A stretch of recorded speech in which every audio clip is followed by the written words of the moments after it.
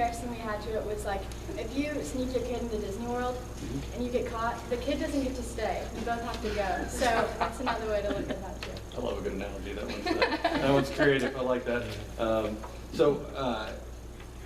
Let's talk a little bit. Let's kind of switch just a little bit. I've heard this term chain migration. And why you would migrate a chain, I don't know. But can you ladies please explain to me why we're migrating chains, what that is, and how that applies to the current immigration debate? I have never heard of a chain migration. Chain migration. I'm not sure what that is. Yeah, I haven't heard of chain migration. Okay. I believe chain migration is if you're an immigrant, there are certain laws that allow you to then bring extended members of your family over with you if you immigrate. You can then bring grandma, my aunt, my uncle, my cousin, whomever. There's some stipulations about that. You guys didn't find anything about that in your notes? Well, we do. Or your research, rather? Yeah, if we're talking about the family visas, kind of. There's a preference system, okay. And so if your first preference would be like an unmarried adult, 21 plus or minus sons or daughters of an American citizen, so you would be able to. Oh, you just lost me there. Start that again. So first preference would be like if you're a son or daughter of an American citizen, like a direct relative. Oh, you get a preference as to whether you could immigrate or not legally if you are the son or daughter of somebody who's already here. Yeah, okay. so the government has and then, so they would get first opportunity.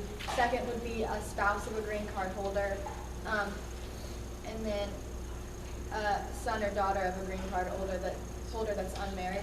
Okay. And then third, you'd have married sons and daughters of a United States citizen. And fourth would be brothers and sisters of an adult American citizens. And so those would become available depending on their priority dates again. So by the time that you filed the I-130 form. But again, the preferences would be taken first. So that's kind of how that works, I believe. Okay. Somebody else know anything about chain migration?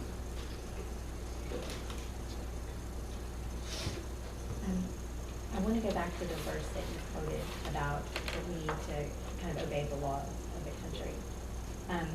Sometimes when we're trying to support our point of view from a Christian perspective, we kind of pick and choose verses out of the Bible that work for us.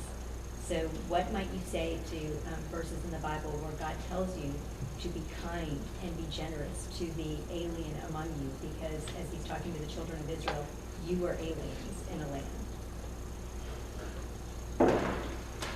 I think that's difficult, but I think one of the things is that in order to be effective in helping the amount of people that we can, we ourselves need to be a strong country. And if our goal is to help others, then if we let all these people come in and we're dealing with a lot of internal trouble, then we're not going to be able to really support other nations. So I think that having a strong central nation would help us really contribute to others' issues. I agree with Jalen. Our country should come first, even though it would be the right thing to do. It's just really So what's the role of the church then, especially in border towns, in Texas, Arizona, California? Do we turn people away, or do we provide them their basic needs? in the church, The church. like illegal immigrants in the church. Well, we're bringing, so let's talk about especially what was going on in the summer. It's not in the news right now. Presumably the numbers are still great, but not as great as it were this summer. You've got extreme overcrowding. You've got the press down there taking pictures of children in jails. These holding cells were not meant to house the number of people in there, nor were they meant to house families. So the government needs some help. So the church has offered to step in. I'll provide meals. I'll provide shelter. I'll provide clothing for these people. Is that the appropriate thing to do? What's the role of the church in these border towns? Well, that is the role of the church. It's to Okay, help so, everyone. but if you're taking the perspective, no, we're only going to help people who are law-abiding citizens, then is it right for the church to turn people away? I think when it's a situation like you're talking about overcrowding, when the government, you already have these people here, you're going to have to do something with them, so I think that's okay. But if it's just kind of like a general circumstance where immigrant just comes into church like, hey, like I need, like you have to report that. You can't just let that go because that sets a precedent for others. But I think if it's what you're talking about where there's a need and the government needs help, then I think you should be able to step in and assist with that. I feel like throughout the whole studying of this and deciding what I believe and things like that, it's so hard to decipher what I believe morally and then what I believe lawfully. Like, you know, I mean, in order to run anything successful, you have to have laws and regulations because otherwise it would be chaos. And so it's hard to define a line where you're like, okay, I mean, as a church, yeah, let's help these people, but at the same time, these people are breaking our laws. So it's like, what, I mean. Okay, well, let's say I'm from Honduras. I don't have a specific threat against me, but I live in a neighborhood where there's gang violence everywhere. If I want to run a business, I have to pay protection money. My child is probably going to be on the streets in a gang by the age of 9 to 13. I don't want to raise my kid that way. Yeah. So I jump on the train, the Migrants, and I come all the way up here to the United States, and I follow the law, which says I just step 1 foot in the United States, I turn myself into a United States immigrant official, and I claim asylum. I know that they're way backed up, so that means I'm going to probably wait 2 to 3 years in the United States while I wait for my hearing. But at least I'm safe for 2 to 3 years. Right. So I, the immigrant, am technically following the law that the United States put in. So what have I done wrong? That's how, if you come. I mean, that's what's happening Yeah. right now at our southern border. That's what they're doing. Yeah. People are stepping across, especially families, and they're immediately turning themselves in, Yeah. saying, I'm claiming asylum. I'm actually okay with that, because in the sense that, okay, if they're not coming here and they're not creating crime, yeah, they're not a threat, they're not creating crime. If they're in our detention centers, then. Oh, so now my detention center is full. Well, I have a cousin removed way up in Washington State. I'll go stay with them. Sure, fine, just get out of here. We lose complete track of them, and Yeah. now we know no idea where these people are in the United States. Is that the government's fault, or is that their fault?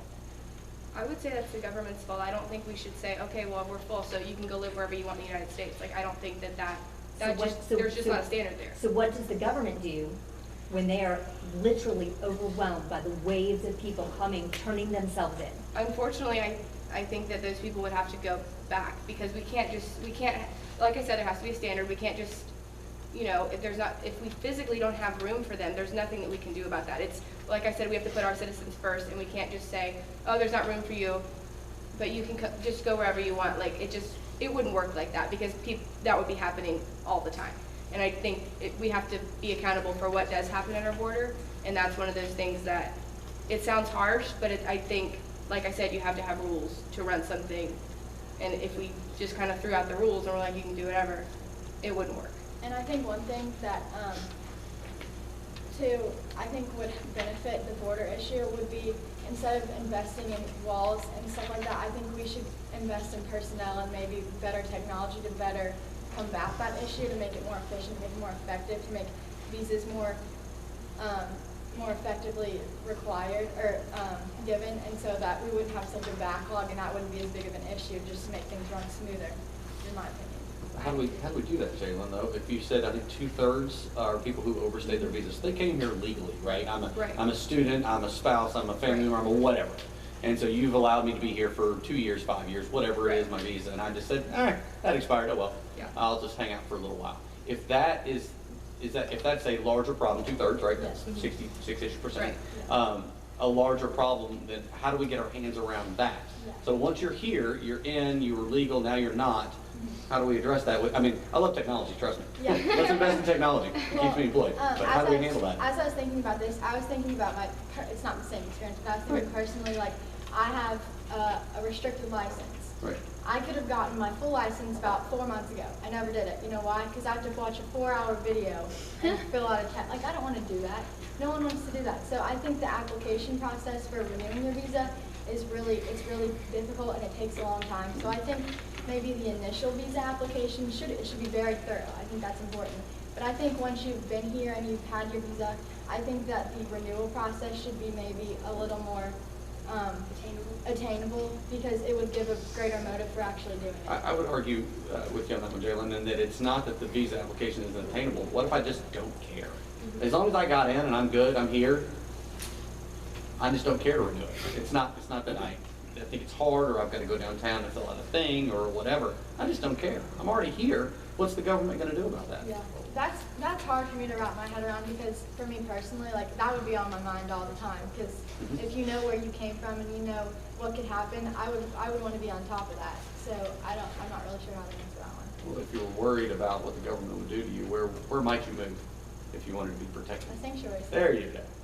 That's what I'd say. The first thing with that is that these people they're not getting their visas renewed, and then they're going to live in a sanctuary city, and they don't have to have a renewed visa, because no one's holding them accountable for it. And so I think the first step, I don't know how we would keep everybody accountable for it. I don't have a solution for that. But I think the first step is that, okay, well, you know, in Los Angeles, we find out that you're an undocumented immigrant, you need to be detained. You shouldn't be out doing that because it's not fair. At the end of the day, it's just not fair. I go back to this issue that you raised a moment ago about the mass of people that are coming to the southern border without resources, without food. What level of obligations do we have as a country to provide for those people? Do we provide water and food? Do we provide housing? Do we give them transportation back to their home country? What should we be obligated to do to these people seeking asylum? What do you think our basic obligation should be to these people? I think food and water should be a given. That's something that you need to survive. I think some type of housing should be allowed. I just don't know what conditions really, because I'm not sure what we could uphold for a long period of time. So that's something that I've also had a problem with because I'm not really sure.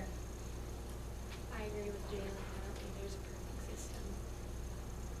I mean, the detention centers, for one person to stay a day in like the shelter that we offer, it's between $130 and $200 a day a person.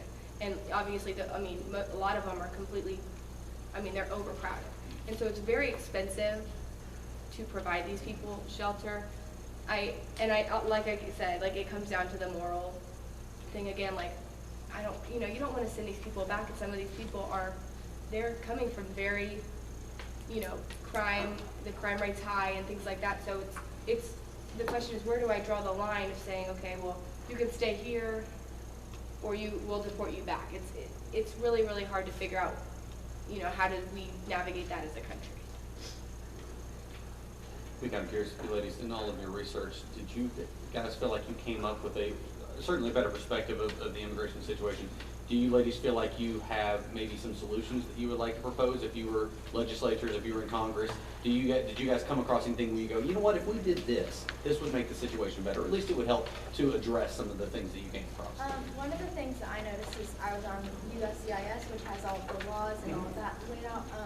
I thought it was all the different criteria were very broad, and so I think that leaves a lot of room for error. So I think in the laws themselves, if they're a lot more clear, and I think that would remove a lot of questioning, like who's allowed in, who's not. I think that would eliminate a lot of that questioning from everyone. I agree with Jalen, but also back to what Ms. Eiler was saying earlier about how if you walk onto U.S. soil, you can immediately be detained. I think if you take that right away, it wouldn't be so crowded, because that's probably where a lot of the overcrowding is from. And then when I was reading, I found that a lot of people offer the alternative that we should address asylum applications more often. Like those should be the priority, which, I know there's a lot of those. And then a lot of people say that there should be more secure ports of entry. So there should just be more ways that people can come here legally, more like location-wise and application-wise. Good job, ladies. Thank you.